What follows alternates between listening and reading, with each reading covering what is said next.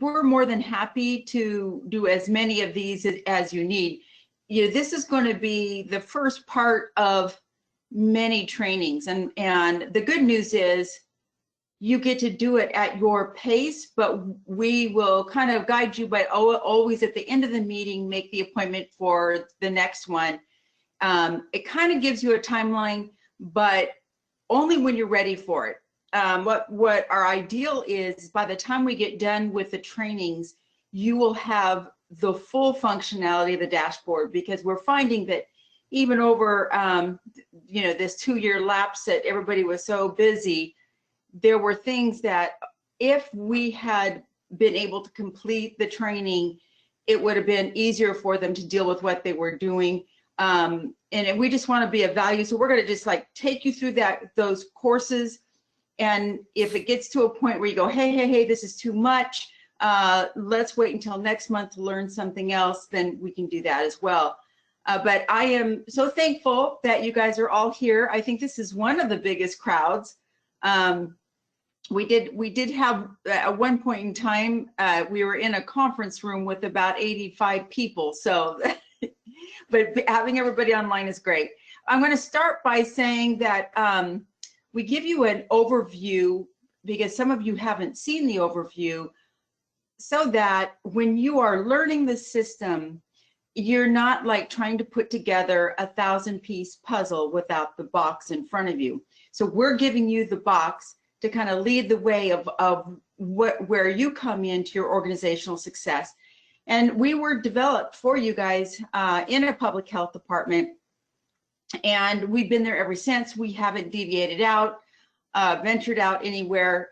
The vital statistics accreditation does look interesting to add onto the dashboard at one point in time, but this is for an operational planning and execution system that just so happened to be fully demonstrated by FAB when they came along in 2011. 2011. And we're able to captivate, reach, engage all levels of your department, including external partners in your success of whatever projects that you're working on, and included FAB. The definition of performance management within the VMSG dashboard is 3 basic steps. First one, probably being the most important, is creating an operational plan, and that is having a project that you assign a specific group of people doing specific activities in a specific time frame. And the next step would be to be able to keep your eye on that plan. We like to say that there's a lot of good communication in the system that's built in, because the people who are actually doing those activities can communicate to the group lead and to upper management what's going on top of a visual monitoring system. So we monitor it on the group level, the department level, and also the objective and activity level. So the next thing, of course, is when there is something that goes awry, you want to be able to make that adjustment as soon as you can. So the system will let you know that something is slow, and then you'll be able to drill down on what it is, all the way down to the activity level, where it might be able to tell you in the notes section, this is what's going wrong. So you go back into the plan, make those adjustments, and then it's just that PDCA cycle. Keeps on going. Now, there are a bunch of navigational tabs across the dashboard on the top of the screen, and they're hierarchical in nature. So we decided to visualize that in a pyramid. And when you see the dashboard, it's the pyramid tilted on its left side. So the first level is your organization. And then underneath your organization are your groups. You can incorporate your CHA, your CHIP, your strategic plan, workforce development, grant planning, on and on and on. And then, of course, FAB accreditation. Underneath each group, there is your services and initiatives that are unique to that group. Now, you'll have a lot of crossovers and objectives, activities, and things like that, but those services and initiatives are unique to that group. Then underneath the services and initiatives, you're going to have your goals that's specific to the service, your objectives, and your activities.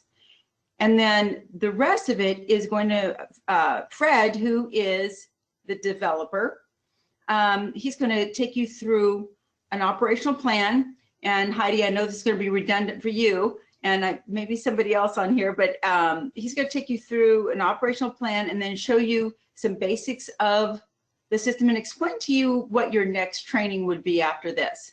And then hit it, Fred. Thank you, Andrea. Like Andrea said, what we're going to do now, and again, I apologize for those of you who were on the demo, you're going to see a lot of the same stuff that we talked about before. But what I'd like you to focus on today is just this first section that we're going to go over, and that is developing the operational plan, monitoring through its life cycle, and then going through that PDCA cycle. That is the basis of the system. And that's the focus of what I'd like everybody to pretty well understand today. That's the box that Andrea was talking about for the puzzle. After that, we're going to just kind of go into talking about some of the other features and functions that have been developed in the system over a period of time. And that's just kind of right now as an FYI. So what we'll do is we'll go through the development of an operational plan first, then we're going to monitor it through its life cycle, and then we're actually going to take it through that PDCA cycle. So the organization that we've created for our demo here is called USA Public Health.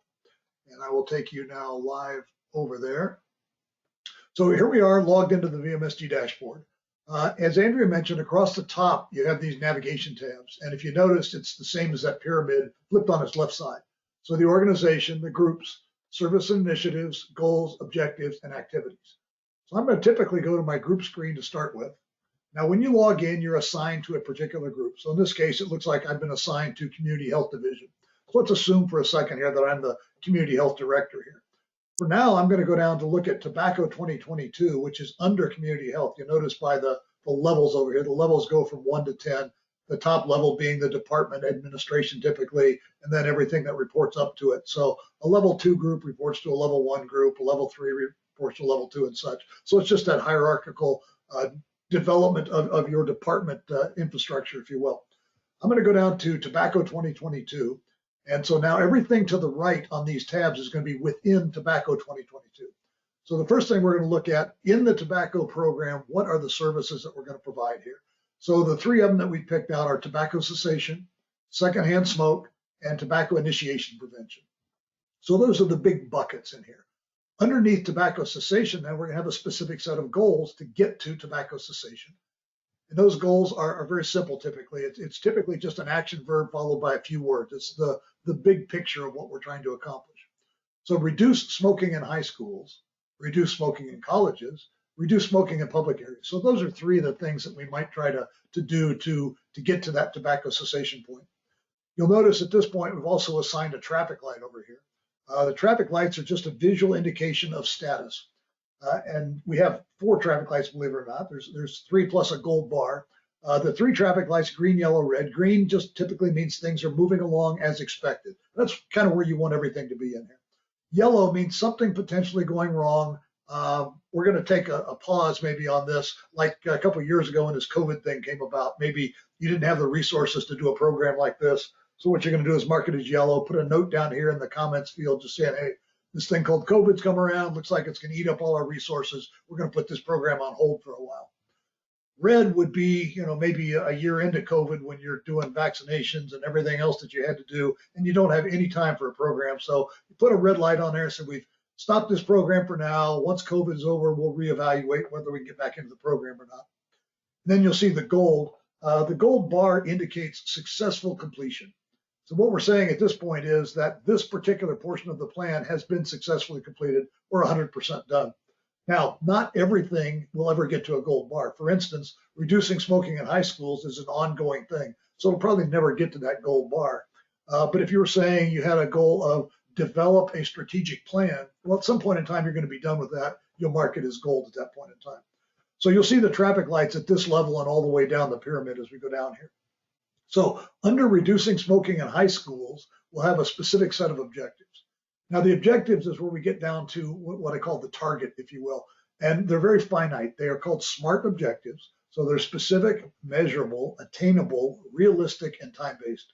So as an example, reduce smoking at Wayne High School by 25% by the end of the school year. So we set a finite timeline. We know exactly how much we're trying to reduce it, exactly where we are. So it's a very good, solid, smart objective in here. Now, in order to get us to that point, we're going to assign this person, we call an objective lead. In this case, it's Steve Hansen. Click on the little down arrow here, and I can say, show me everybody in the department. What I saw initially with just Steve in there was because Steve belongs to the Tobacco 2022 group. That's why he showed up there. This is going to show me everybody in every group, as you can see down here. So I picked Steve to be our objective lead. So Steve's job is to get us to the target. So he's the program manager, project manager, whatever you want to call it at that point in time. Now, the other thing that you can do as you get to the goal, objective, and activity level is we have this source data down here. So I can click on here and say, okay, and we have obviously test data source, and we have a link in there. So let's say you were using some website that you were able to measure the smoking in high school somehow, whether it's CDC or whatever it happened to be in here. So what you might do is say, this is the data source that we're using to measure our percent reduction in smoking here, and put in whatever that link is. So that's going to show up down here at the bottom. When I put in a link in there, you'll notice this little link button over here shows up that says I can click on that. It'll take me to whatever web link that I put in there. So that's our particular objective, what we're trying to do at this point in time. Now, in strategic planning particularly, we see a lot of plans that just get to this level. We've set the target in there. Unfortunately, that leaves you in a question saying, how are we going to get there? That's why we take it down typically to the activity level, or what we call the operational level in here. In the activity level, the activities are the set of steps that we're going to go through in order to get to that particular target in here. So we're going to walk through the 3 different types of activities in the system. You'll see down here, project-based activity, quality assurance activity, and quantitative measurement. We'll describe the differences as we go down through here. So the first type, the project-based activity, is the most common by far, probably 85% what's in the system. It's also the simplest. So in this case, we have an activity that says create training for students and faculty on the dangers of smoking. So what we're doing at this point is creating training materials here. We have a performance metric for every activity. That performance metric says, how will we know when we've successfully completed this activity? When training content materials are created, we've completed the activity, and hence the reason we've got the gold bar out here. Every activity has a beginning and ending date. So here's the time frame. And a lot of times you'll be adjusting though as you're moving through. So maybe something comes up, you're not able to complete, getting this done. So you move the end date out or something along that line. The measurement in this case is merely a percent complete. So you notice down here in the notes field, and typically anytime you make a change on any planning element in the system, you're going to put a note down here as to what you did and why. So in this case, it says completed chapter 1. And our percent complete probably would have been 25 at that point, right? We have 4 chapters, chapter 2, 50, 75, and 100%. So that allows you, as you're moving through the activity, to update it and know exactly where you are in there. The other thing we do at the activity level is we assign folks to manage this particular activity. In this case, we have the activity team members and team lead. I click on here, and again, I'm going to open it up to the whole department, clicking the little black X up here. So you'll notice over here we have team members. So we have Steve Hansen as a team member. We have Andrea Schoen as a team member. We've chosen Steve to be the team lead. So he's kind of the head guy on running this particular activity, making sure we get there. And then we have this email notification. The email notification is a very key element. One of the things that you don't want to have happen is to have your plans become stagnant. And that happened, by the way, a lot over COVID, because you think about, let's say you completed your strategic plan 2 years ago and you came into COVID and obviously didn't have the resources or the time to go back and keep the plan up to date.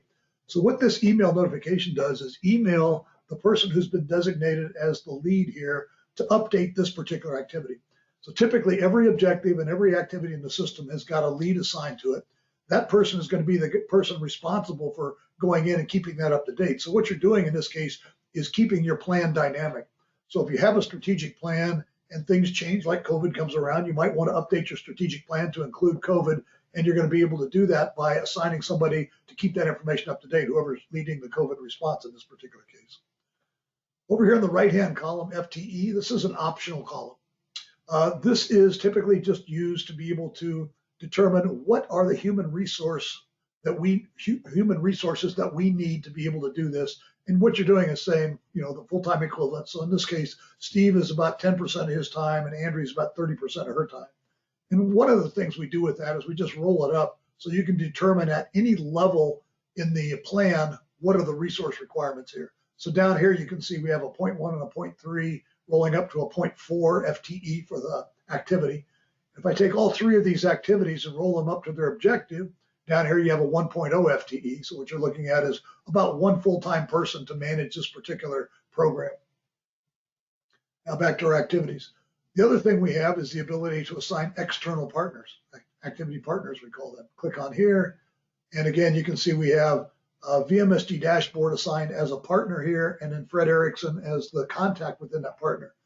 You can assign either just a partner organization, and you have the ability to manage this whole database as an administrator user. Pardon me. And you can have as many contacts in each organization as you want. So you can either designate the organization without a contact, or you can designate a specific contact or multiple contacts within the organization if you choose to. And what that gives you is the ability to have, again, those external partners involved. So as you get to something like doing your community health improvement plan, typically there's a lot of external partners. Now, one of the things you can also do with these external partners is make them the person who receives the email notification to update this particular activity. So what that allows you to do is kind of short circuit the process where you might have to call the partner and ask them, how are we doing on creating the training materials and content? And then you go put it in the system. We can short circuit that by the email going directly to the partner, having them go in and doing the update, and we'll train them on how to do that for you. So that's the first activity, is creating training materials. It's a project-based activity. Our second activity then is going to be to take that training material we created and go to the schools and actually do the training. Now, activities have this little wizard here to set some of the parameters. So we'll click on that little guy. So the QA activity, instead of having a beginning date and ending date, it's got a beginning date and a frequency. So it's a repetitive activity. So in this case, we know we're doing 9 training sessions per month. What this saves you from doing is updating the month end or beginning and end dates of the month every time you do the activity here. The other unique thing about the frequency, by the way, can be anywhere from weekly all the way out to every 5 years. Most often it's, a monthly type of a environment, something like this. The other thing you can do out here is say, okay, I want to know if I'm entering data in here against a target that I've set of 9 training sessions a month, I want to be able to automatically set the traffic light. So in here, if it's greater than or equal to 9, it's going to be green. If it's less than or equal to 6, it's going to be red. And if it's in between, it's going to be yellow. So instead of you having to calculate and set the traffic light, it'll do it automatically for you.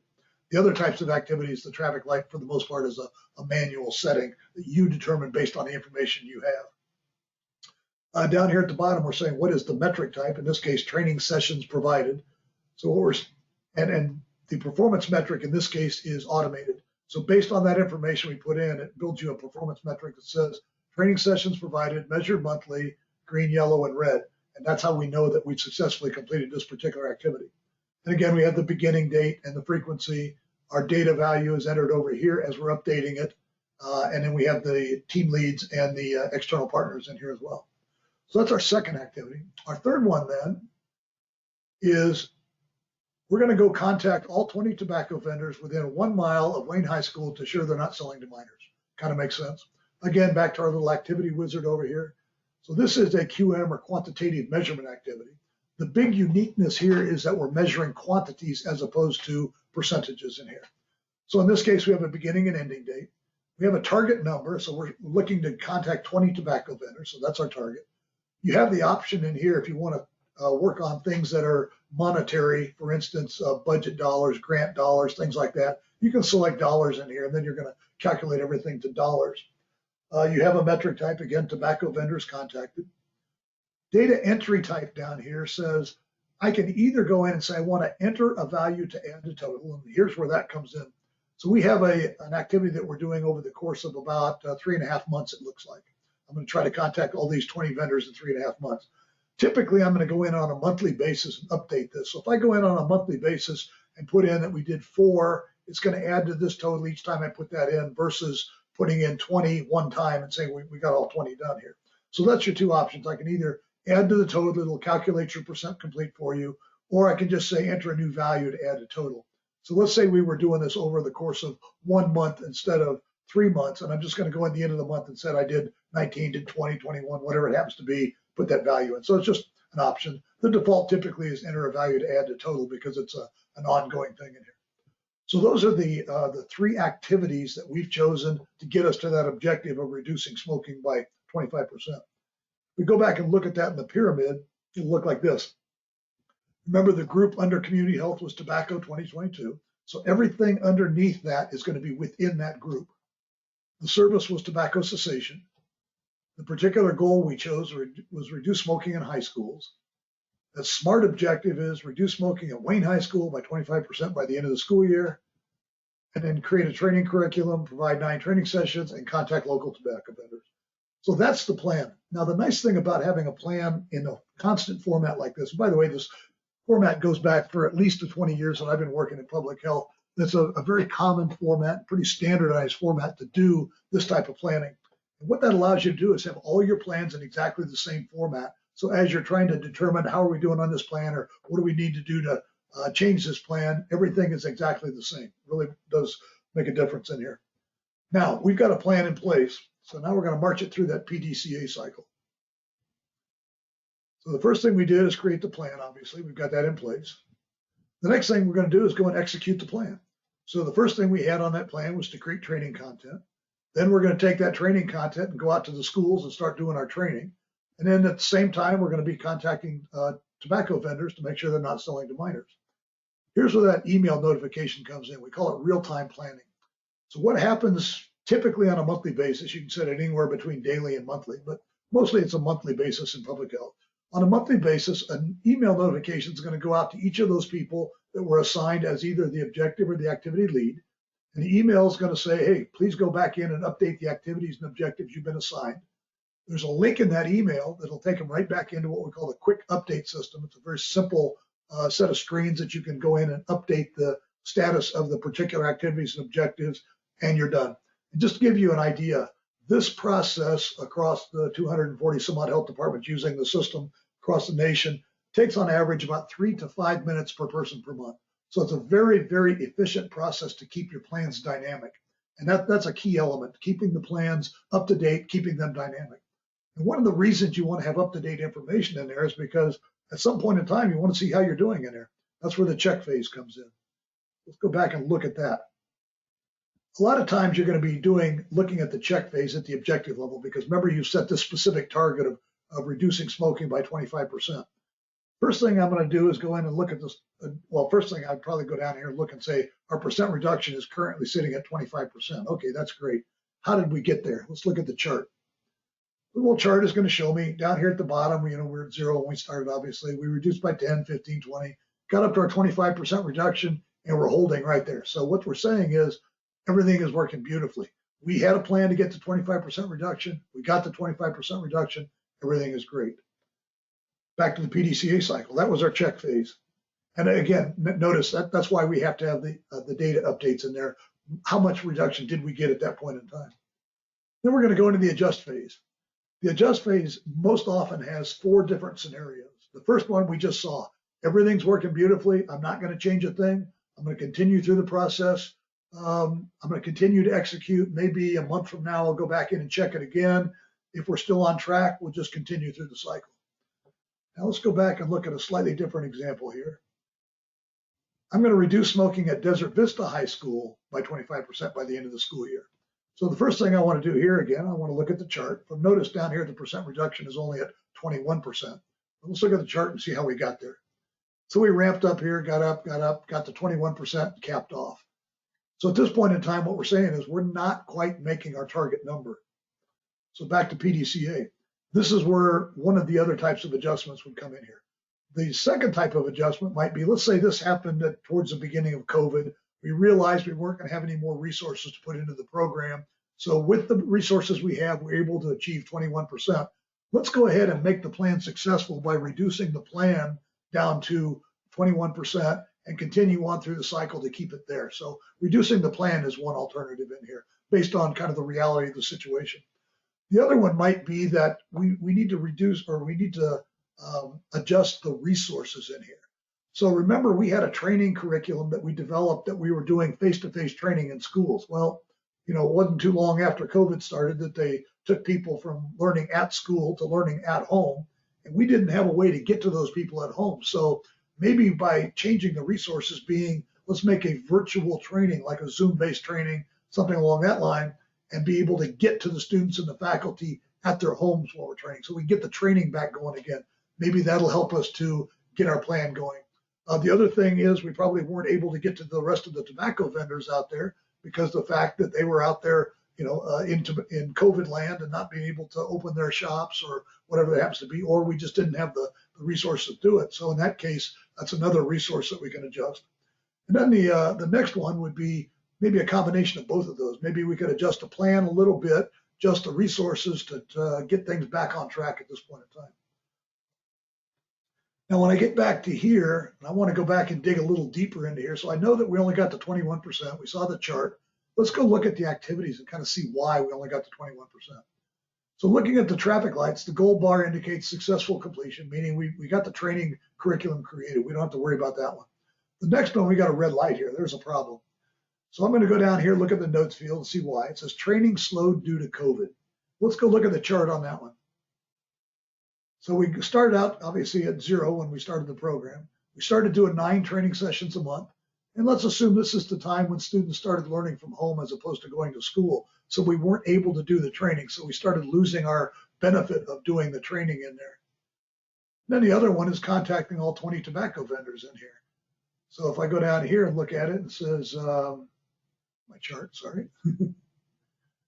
We ramped up, we contacted 11, 12, 14, 15, and didn't get past 15. So we know there's at least 5 tobacco vendors out there that could still potentially be selling to minors. So that's one of the other things that is probably causing us to be down at our objective level. So that's how we can do the check phase in there, being able to actually check the status of any plan in there. So that's the PDCA cycle. Now, what I want to do is take a little bit of a pause here and just say what you just saw is the basis of the VMSG dashboard performance management system. Once you get your plans in there, even one plan, a lot of people like to start with their strategic plan, get that plan in there, get the people assigned, get the dates assigned, get the status assigned with the traffic lights and that sort of thing. You have got a live performance management system. And by the way, that system will, in a fab environment, be designated as fully demonstrated at that point. So that's the basis. That's what I really want you to kind of walk away from here with is that's the starting point. Now, over the years that we've had the system out there, we've had a lot of great feedback from people like yourselves that says, wouldn't it be nice if? And so what we started doing is developing other tools and functions in there as we went forward. So before I go any farther right now, I'd like to say, are there any questions on anything we've gone over? I want to make sure everybody's kind of clear on the planning process and the PDCA cycle.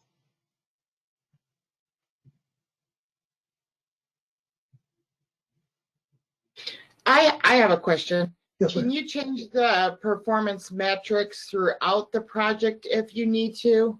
Yes, absolutely. So just because you say that was your goal, you can switch that. Would that then switch your stoplights? Depending on the type of activity. So in a QA activity, the quality assurance activity, yes. If you change the values, it would change the stoplight for that period. For that period, but wouldn't retro back to? No, because the traffic lights were based on what you had the performance metrics set at before. And then as of today, you changed it. So the traffic light will change based on today forward. Okay, thank you. Okay, thank you. Good question. Okay, let's go ahead now. We're going to talk about a couple of things that are kind of key to what we're talking about here. And then we're going to talk about some of these other tools that are available to you in here. So the next thing, and really a cool tool, and you'll find out once you get some plans in the system and want to be able to monitor them, this is that macro level performance monitoring Andrea was talking about here. So I'm going to go back to my groups tab here, and I've got tobacco selected. Now I'm going to go back to community health. So remember when I logged in, I was taking a community health. I'm the community health director for today. First thing I'm going to do is go up and click on this little traffic light in the top right corner.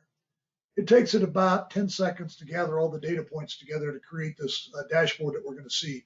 but it really is a nice tool because what it will do is give you a very finite status on any particular piece of the organization. In this case, community health. I can look at the entire department. I can look at just my strategic plan. I can look at any group in there, and you can, again, have subgroups down to 10 levels deep. Here's what we're seeing on the dashboard. The first thing, remember, everything's got a traffic light associated with it, and you kind of want to live with these traffic lights. You know, if things are moving along as expected, you're going to typically mark it as green.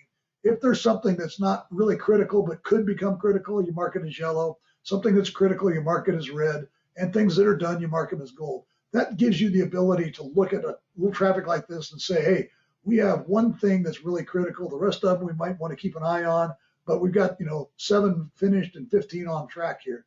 Now I can look at the activity level, or I can look at move up to the objective level or the goal level and see the traffic lights in that particular element here. Now you'll also notice that I can click on anything on this screen and it'll take me right to that particular, in this case, that particular activity, or these activities down here, these activities. The other thing you'll see up here is a schedule gauge.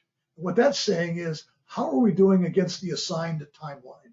So I have a timeline, beginning date and ending date, percent complete. It's just calculating that across all the activities in community health and saying we're a little bit behind schedule. The reason it's yellow is because it's less than 60 days behind schedule, where it turns red. And if we're on schedule, it turns green up here.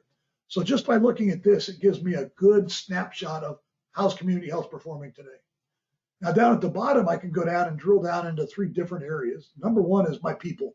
So it's really kind of nice to know how everybody is performing against their assignments here. So I've assigned Diane with a bunch of activities down here. Diane hasn't updated her information in over 60 days, the reason it's red here. You can see Fred is green, meaning he's been in there less than 30 days ago.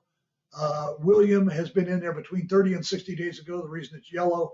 So this is kind of one of those things that, what is the old adage? It says, people listen to what you say, people do what you audit. So this is kind of a mini audit. So if you're a supervisor, you want to go in and make sure you've got real-time data because you're relying on that information to make sure your plan is up to date. So if everything is green in here, everything is golden. Sometimes yellow are, let's say it's the end of the month and somebody has been on vacation for a week or 2. They may cross over and get into that yellow zone, but maybe it's just because they've been on vacation. But when you get into red, you know that it's been 60 days. So it'd be a good conversation to have with Diane and Mara as to, what can I do to help you to get back on track here? Here's another utilization of that FTE number we saw at the activity level, saying how loaded is each person based on the assignments we've given them. So if you got somebody who's over a 1.0 FTE, you can drill down on that, find out, what activities they're assigned to, maybe reassign some of them or do something with that to get them down to that 0.9 or 1.0 FTE level. Lagging is showing me things that are behind schedule, calculated again by beginning date, ending date, percent complete. The days is the same as the schedule gauge up here, but for the individual person. So you'll see that Diane's 14 days behind schedule aggregately on all of her activities. William's 10 days ahead of schedule. So it gives you an idea of how they're performing against their timelines here. Overdue, that says I have activities that the ending date has come and gone and I'm not yet 100% complete. And then I've got the number of red, yellow, green, and gold by person. So if you think about it, if you get all your folks assigned to all the activities out there, by the way, this is not just keeping the system up to date. This is the things that they do for a job. That's what they do for public health. So you're looking at them and saying, okay, Diane's got 1 red, 5 yellow, 16 green, and 8 completed activities. So it's pretty good. Now, I can look at this same data here for groups. So remember the group screen, it had the divisions, the offices, the programs, and the primary plans for your department. I can look at those, or I can look at the strategic priorities. What that is at the top level of your strategic plan are typically 3 to 7 strategic priorities that are the big picture of what you're doing in the strategic plan. Everything in the department typically rolls up to the strategic plan. So you can look at the priorities for your strategic plan, and you can say, how are we doing with all the other plans against our strategic plan? We'll talk a little bit more about that as we go forward here. Top right corner, my priorities. These are individual objectives. Remember, that's the target. So how are we doing against the target that we set up here? You got a little bit more detail if you just roll over it here. Most often what you're going to do is pick things that are red or yellow, because if they're green or gold, they're either done or on track here. But these are things that you personally choose to put on your own dashboard based on your login. Everybody will choose different things to put up here, but you choose the ones. A lot of times I see supervisors choosing the reds and yellows from the people who work for them so that they can just keep an eye on them to make sure that they're getting back on track up here. So that's the dashboard. Again, it's applicable to any group. So I pick a group and I can look at the dashboard. I can look at my group. If I'm emergency preparedness, I can see that. I want to see how the strategic plan is doing. I can look at that. So it's really a cool tool. Now, over COVID, we had a lot of, Andrea says we had a lot of dust bunnies in our email while you guys are out working. So we built a lot of additional functions into the dashboard. One of those we call VMSG Mobile.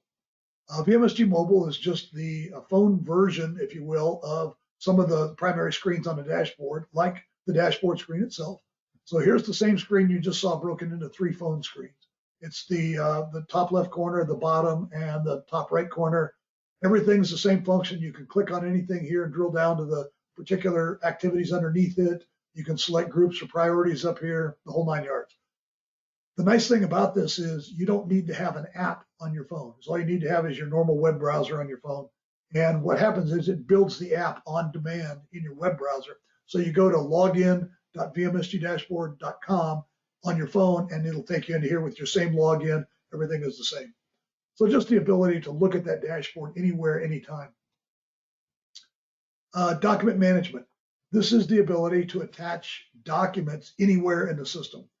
It was developed originally for accreditation because there's hundreds and hundreds of documents that you'll be submitting if you're going through the accreditation process. It allows you to keep them all in one place. So instead of having to have them scattered all over the department or building a special drive or something like that for them, you attach them to the part of the plan that they belong to. Then you can easily go back and find them, download them, and upload them into EFAB in here. You can use it for anything you want to. Like I said, accreditation was the original idea, but a lot of people particularly use this for grant management.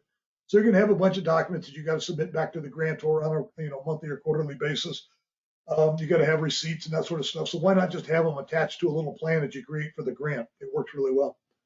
No limit on the number of documents or how big they are. Lots of reports in the system. We'll just kind of talk about the basic report now, which is the operational plan report. Looks like this. This is our tobacco program report. So the group, the initiative, the goal, the objective, the activities. So that's the pyramid. This is the most detailed performance monitoring tool. It's got every piece of detail in that plan, what the status is, traffic light, the people, the notes, everything that's in there. And by the way, this is for the people who are actually, the objective and activity leads for the plan. They want this level of detail. A lot of people don't want that level of detail. They want kind of a summary. And that's why we created this thing called VMSG Public.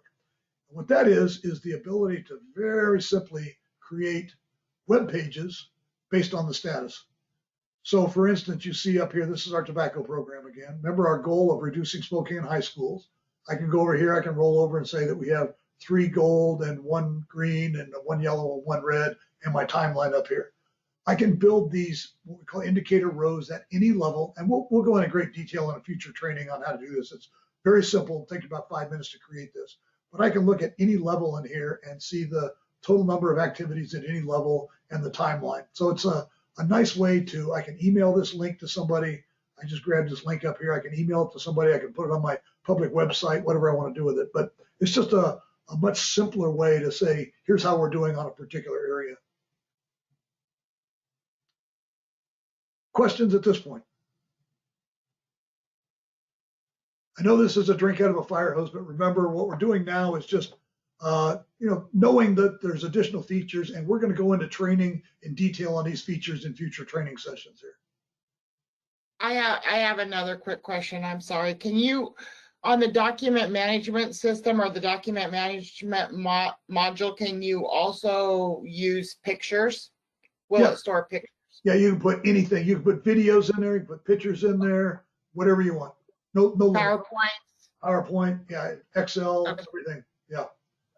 Yeah, it's just a file. You grab the file off your desk and shove it up. It gets stored up on our servers, so they're backed up every night, that sort of thing. So yeah, anything you want to put up there, and any size. Okay, and if you had like your PDSA or not PDSA now, it's PDCA. Uh-huh. If you had that information in there, would, I mean, could you share that among, I mean, I don't know how to ask this. If you had a training like on that, could you have a repository where you could put training materials? Well, we actually have training built into the system. Beautiful. Okay, thank you. Yeah, video-based training. I'll show you that in a few minutes here. Oh, I'm sorry. I'll No, just be quiet. you're a great lead person for that. I'll just be quiet and wait. No, you just keep asking the questions here.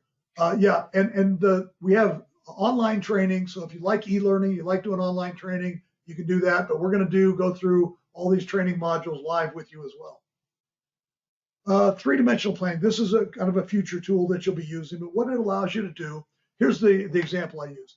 Let's say these plans is what FAB calls their six-pack of plans. These are the required plans for accreditation.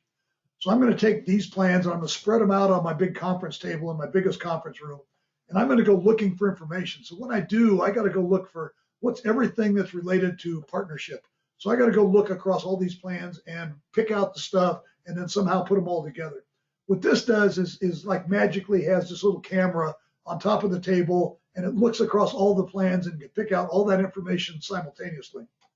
And what you're doing actually is going through and categorizing each element of the plan against a set of standards. And it's a simple point and click process to do it. So for instance, you want to know, what are we doing across the department related to public health essential number 1? Or in the FAB world, what are we doing across the department that helps us to get to FAB standard 6.1? The strategic priorities we talked about, I'm going to map everything in the department against my strategic plan.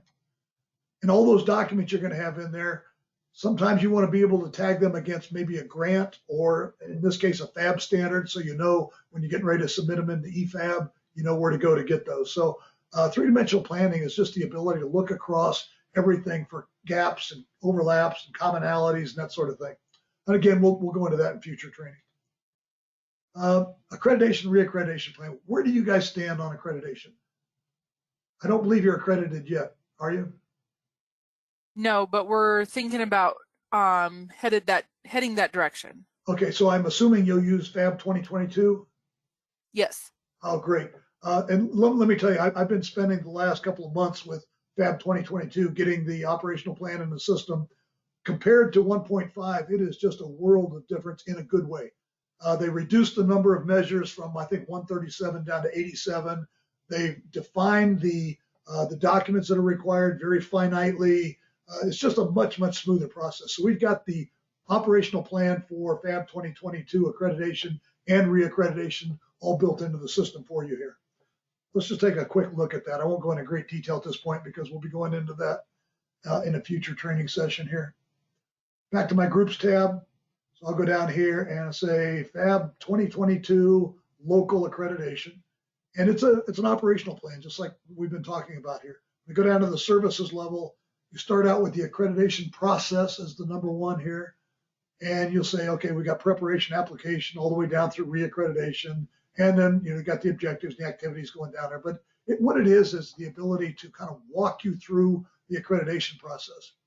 When you get down here to the domains, of which there's only 10 now versus the 12 in version 1.5, go down here, you got the standards. Under the standards, you have the measures. And this is where the documentation is related, is the measure level. So down here, you'll see the document is one community health assessment dated within 5 years. Now, we took it a level farther than that too, like what has to be in that community health assessment. And by the way, we didn't invent any of this stuff. This is all FAB information. We took the FAB documents and tore them apart and built into the system here. So you've got a tool that will walk you through the accreditation process here. So down here, you can see this one says we have to have a one list of participating partners, including in the community health assessment data within 5 years. What this is doing is defining all the different attributes of the community health assessment that you have to be able to create to get you to your chip. And by the way, we talked about the document management. It's right here on every screen. It's a little blue guy. It says 1 on it, meaning we got one document attached. This is typically where you're going to attach those documents. So maybe that list of participating partners, maybe that's what this demo document is in here. The traffic lights help you to navigate the documents by typically a yellow traffic light means it's a draft document. And by the way, it'll maintain version control for you. So you can have as many versions as you want. You typically only see the last version, but I can click that and show all the different versions in there. You've got a description other than just the file name. You've got a description. You've got any notes about the document.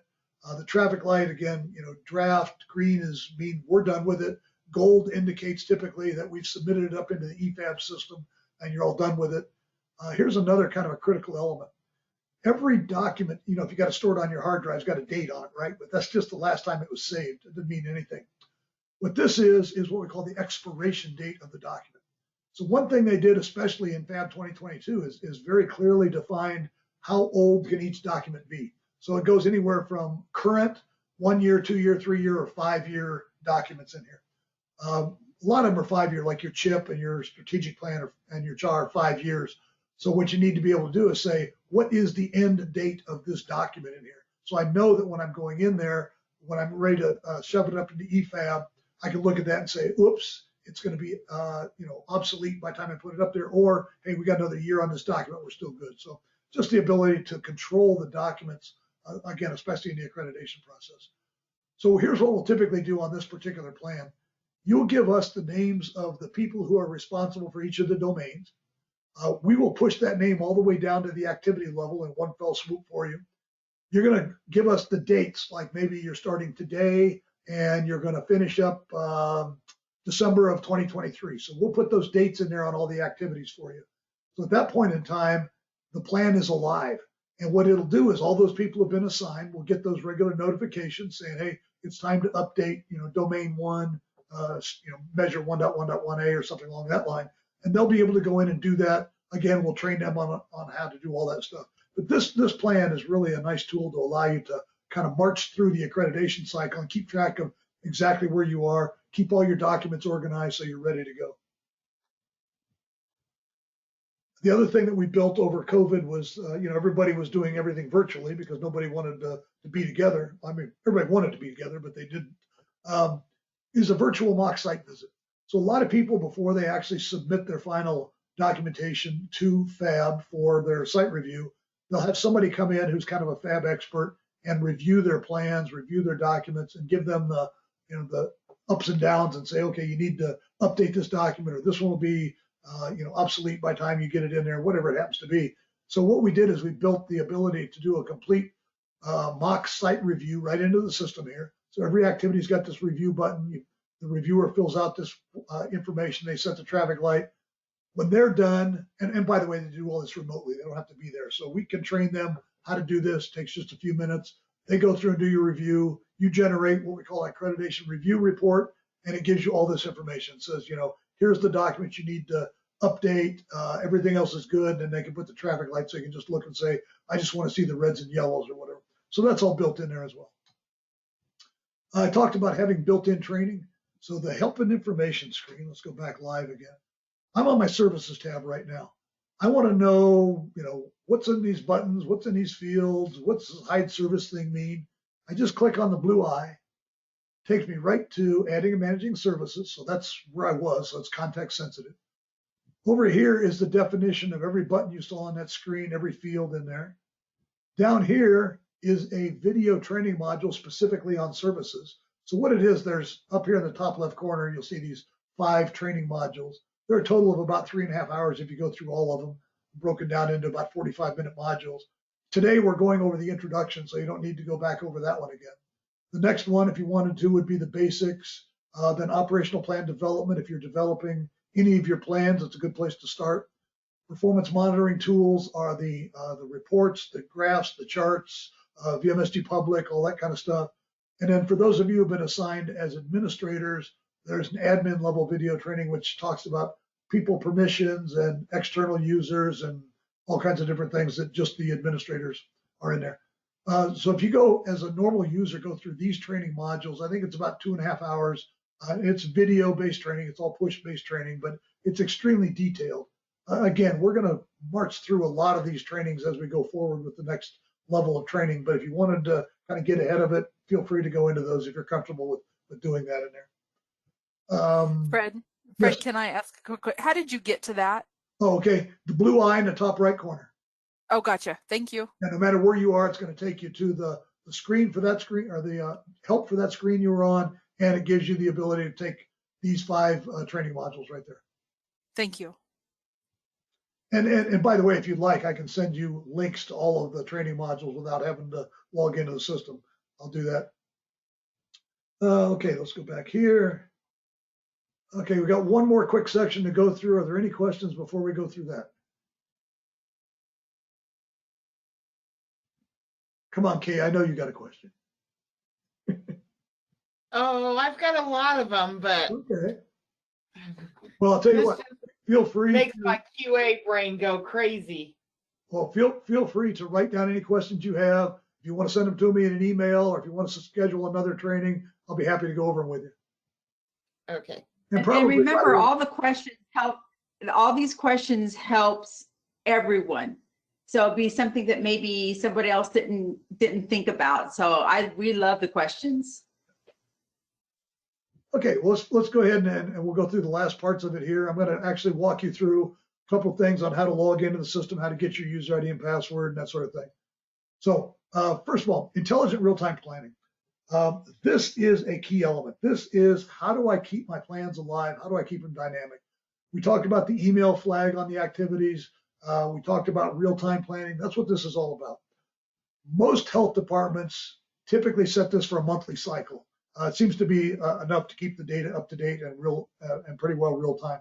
Let's assume that they got it set for the first Monday of every month.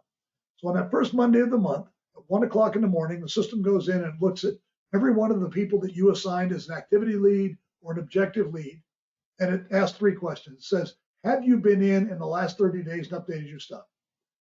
Do you have anything that's behind schedule? Do you have anything that's overdue? If any of those is true, boom, out go the emails. Again, this is going out in the morning, so you got them on your desktop first thing in the morning here. Those emails can go out to internal folks as well as external partners. In the emails, a link that takes you back in. You can go in, if you choose to what we call the quick update system. I'll give you a little bit more. Now, I guess I don't have that on here, but the quick update system, again, we'll be talking about that in future trainings here.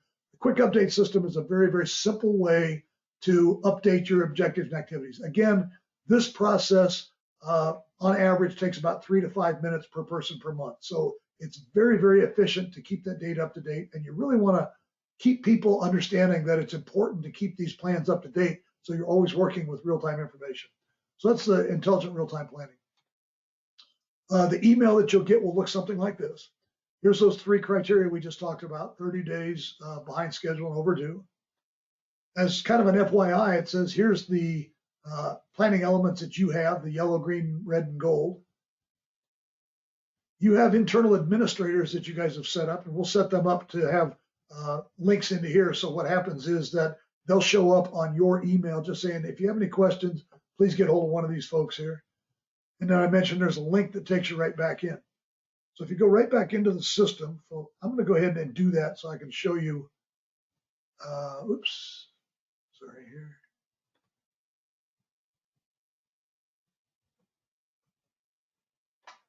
Okay, I'm going to go ahead and log out. So the top right corner, there's a little red power button. I'm going to log out. So it's going to take me back to the VMSG dashboard homepage. Up here in the top right corner is a login here.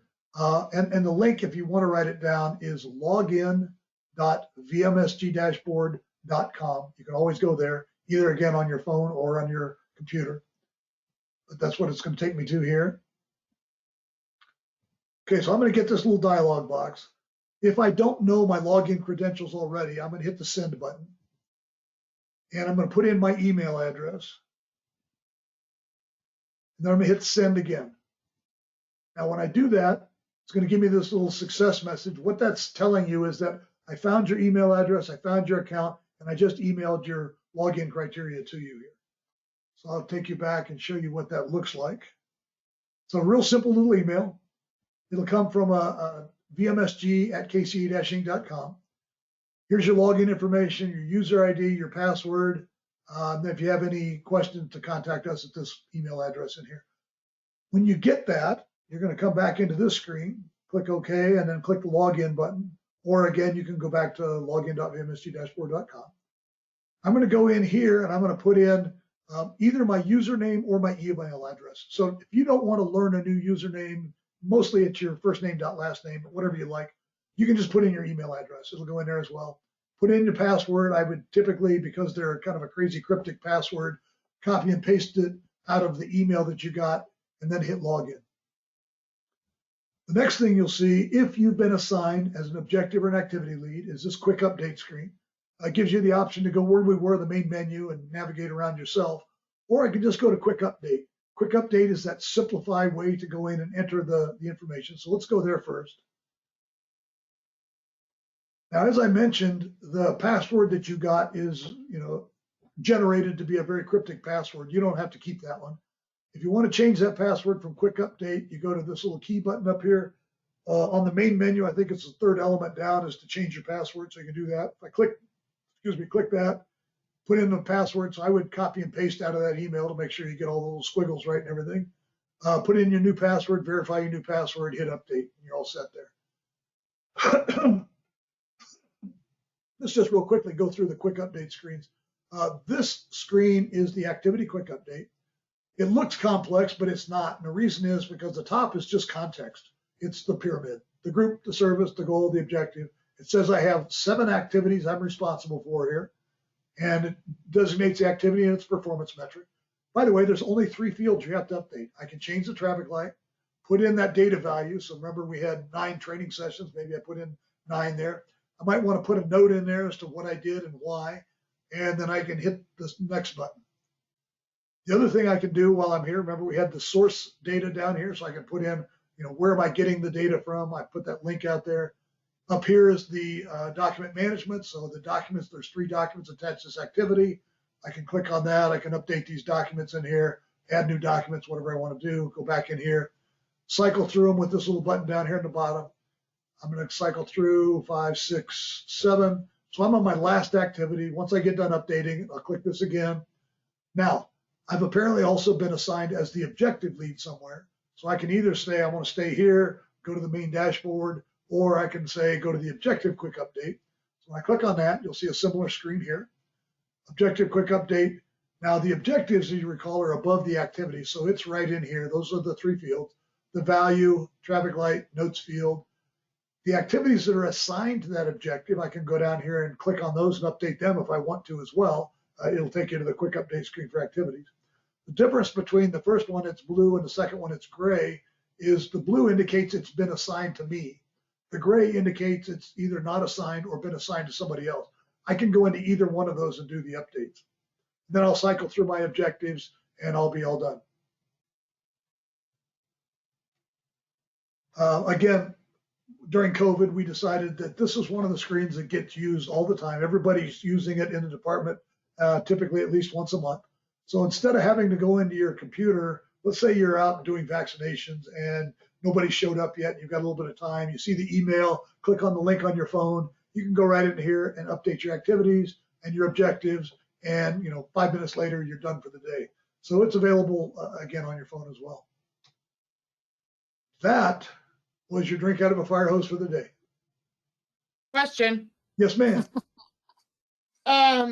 Sorry, the objective status, you had a value of 3 in there. Can you go back to that by any chance? Yeah. Okay, so you got your objective status as 3, and that's your value. How did you get that? I just put that value that on the objective screen. My objective is to complete at least 2 new projects a year. And so what I did is say, what is my objective? I said we did 3. I had updated that in the objective, on the objective screen. Oh, okay. Okay. So okay. Thank you. Yeah. What I could be doing, when I'm updating this, how many projects did we do this year or this month or whatever it happens to be? That's what I'd be putting in there. So that is actually the number of projects. Yep.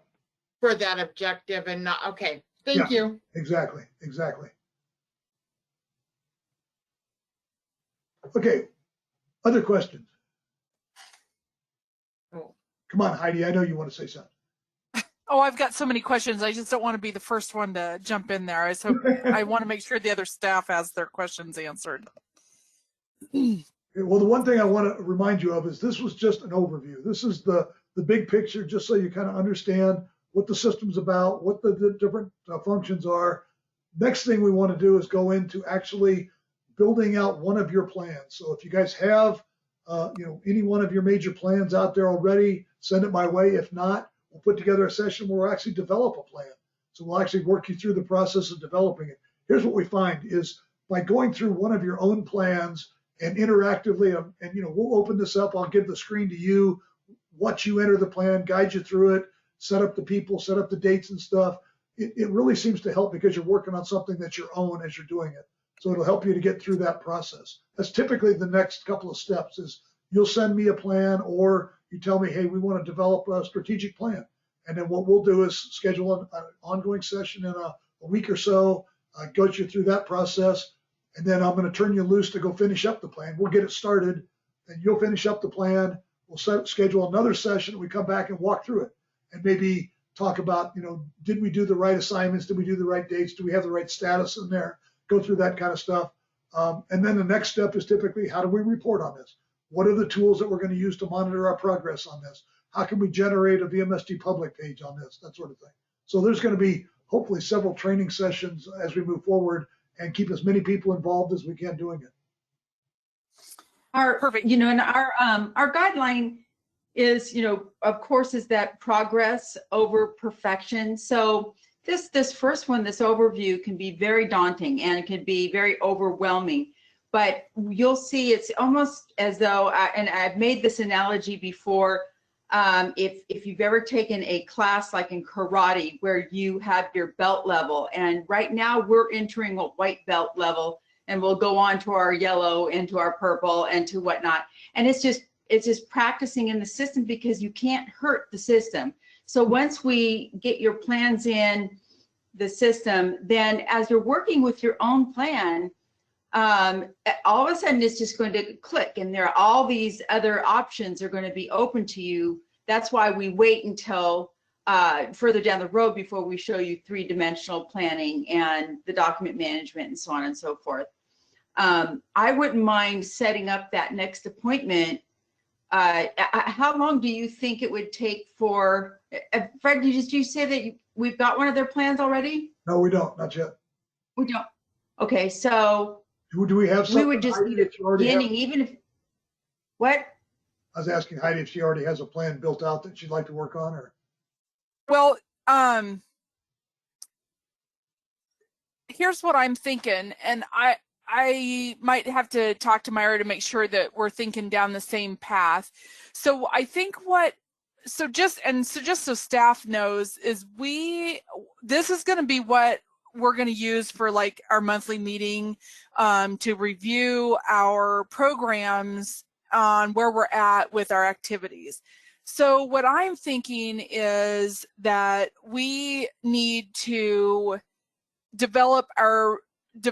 take our programs and each develop them ourselves in the program. So, and I could be completely off base because I don't know that I understand this completely yet, but I like the idea of you helping, like you walking us through putting one of our programs in. Yes. So that everybody then can put their own programs in the system. Yes, we'd love to. That would be good. We could do an operational planning by utilizing and have them, okay, from the beginning to the end. Okay, here's our program. What do you want to accomplish? And then, did I ever, I'll send you the templates because again, I'm one that I write it out before I put it in the system. But if we have an idea of writing those SMART objectives of what you want to accomplish in the plan, we can have a meeting on operational planning and actually go through those steps with one or two of your initiatives or your services and build it all the way to the activity level. And we'll have you assign the activities and then voila, you have a plan and you're in the system. How does that sound? Andrea, send them that template. There's a Word document template that is the operational plan. So a lot of people like to start there and kind of build out your plan, and then maybe we'll take a look at it and say, yeah, this is great, and then we'll show you how to actually get that into the system. It might be a good way to start, and we'll pick somebody who you think would love to work and develop their plan, and we'll take them next step and develop their plan, put it in the system. Once everybody watches or is on the meeting, we build up one plan, then it will be easier for the others to build up out theirs as well. Okay. So what is the template? Because what I'm envisioning is all we're going to do is take the work plans that we have already developed, either the state with the state or internally. We're just going to take those work plans and basically copy and paste those into the system. Right. Yeah. So I don't understand where the templates fall into this. Okay. We were just saying if you're developing a new plan from scratch, the template is a nice way to start. But if you have something that you could send over to me, a couple of them, I'll be happy to get them started. What I like to do is, get them what I call structured into the pyramid. So they fit into the pyramid. Sometimes there's nomenclature issues and things, but we'll get it structured in there. Then we'll have another one of these meetings and actually walk through finalizing the plan in the system and making sure that we, just so that they fully understand all the different things that they need to do as they're putting it in there. Okay. Yeah, and I misunderstood. I thought you didn't have any work plans. But the templates sometimes can be useful, especially if, you have one of your goals that is only down to the objective level. There's a lot of departments that bring it to the objective level, but not all the way through the activity level and signing those activities. So if that's something that we can help you with, we're here for you with that. But if you have one or two of those work plans available, then that would be great. Fred can do that. Yeah, send them over. So will you always be putting in, because I don't want Fred doing anything for us that we need to be doing for ourselves. So what I'm thinking is if we're going to put in our own work plans in the system, I feel like we should start from scratch, or we should all start from scratch and do that individually. Together? Like together during a training? Yeah. Yeah. If I'm reading you wrong, Fred, just let me know. I just don't. What we'd like to do is get you started. And basically it's, here's your plan. Here's how it fits into the system. We're not going to put it all in there for you. Then we're going to turn you loose to go away and put it in. And what that does is kind of help create the mindset of this is what the plan structure looks like. And, and I don't know your nomenclature. So if it's all the same, great. If it's not, then we'll figure out, what does your nomenclature translate to in the pyramid and get it in there. Okay.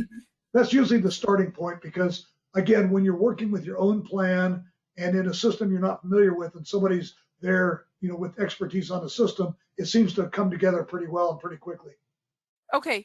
So you would want 2 of our work plans then? Sure. That'd be great. Okay. And just let me know where they go. Then we can set up the appointment to go through that plan. As an entire group. Yeah, I would think so because they can all glean from this and once they see it and they practice it, and then even if they're kind of simultaneously putting in a plan or even looking at the template as they're putting the template's only for the structure to go, oh, okay, I get it. We use this word, but they use that word, and the nomenclature and just the structure of the system. I think that would be a very good, starting point with having them learn how to put their own plans in. Okay. For sure. Okay. So so is there anything that we can be doing, like if we wanted to, I was going to say if we wanted to go in there and try to start working on that, but I'm thinking that's probably not going to happen. Is that too advanced? We could flip over. The first thing is probably, what do you say, Fred, the operational planning, they're going to get their IDs and everything, and then going through the training videos. You could do that, or we can turn around a quick go to meeting after you send the plan and just bring them all back in so they can start using the system. So I just need to shoot you some days where we could meet again then for another training. Okay, that makes sense. It doesn't take him very long to put in, because again, he's not finishing it for you. He's just using it as a training tool. Okay. Yeah, that sounds like a plan. Okay. Well, if there's no more questions, we will let you guys get back to work. Thank you guys very much. Oh, thank you. Oh, yeah, and I'll send you over those templates, and then you and I you can just email me with a good date, and we'll make it work somehow. Okay. All righty. You Thank guys you, have a everybody. great rest of your day. Okay, thank you Bye. guys.